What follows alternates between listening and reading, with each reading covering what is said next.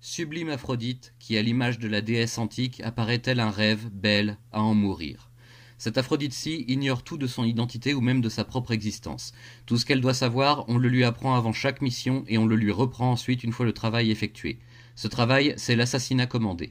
Aphrodite n'est pas n'importe quelle jeune femme, c'est une meurtrière, un être doté de la capacité de maîtriser tout type d'armes et d'exécuter toutes les cibles qu'on lui désigne. Mais qui presse vraiment la gâchette ?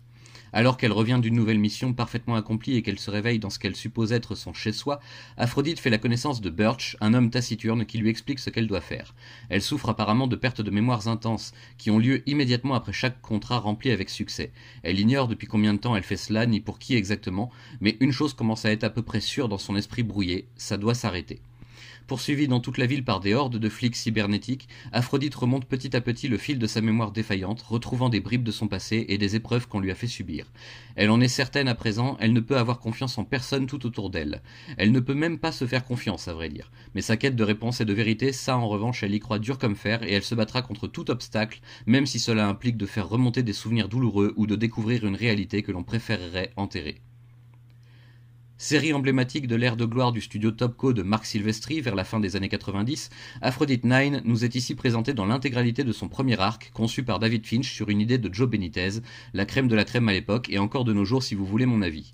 Un grand merci aux éditions Réflexion qui nous offrent le plaisir de redécouvrir cette histoire de science-fiction sexy en diable, dans un format complet et agréable, rendant la lecture vraiment confortable. Pour une fois, je n'ai pas grand chose à redire quant à la qualité de l'album en lui-même, il y a vraiment eu un gros travail pour que cette série soit éditée de la meilleure façon possible. Allez, pour chipoter, on va dire qu'un plus grand format aurait certainement été mieux accueilli, mais c'est déjà pas mal comme ça à vrai dire, et les textes sont clairement lisibles et bien traduits. Que demander de plus ? Je suis un grand fan du travail de David Finch sur ce titre, que j'avais découvert pour ma part avec les éditions Semic et leurs fascicules très similaires aux single issues que l'on trouve en VO. Ça a très mal vieilli, cela dit, et une nouvelle édition était amplement méritée. Cerise sur le gâteau, l'histoire est complète cette fois, et les autres histoires arriveront dans quelques mois chez Réflexion, avec notamment le talent toujours inimitable de Stepan Sejic pour la version Rebirth.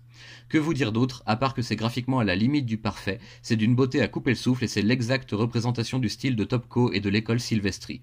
David Finch n'est pas un scénariste très doué, mais au dessin, quasiment personne ne lui arrive à la cheville à l'époque, si l'on oublie les nombreux retards de production dont il était coutumier. Je crois que l'on retrouve même un peu de la désormais célèbre Lady Mechanica en Aphrodite.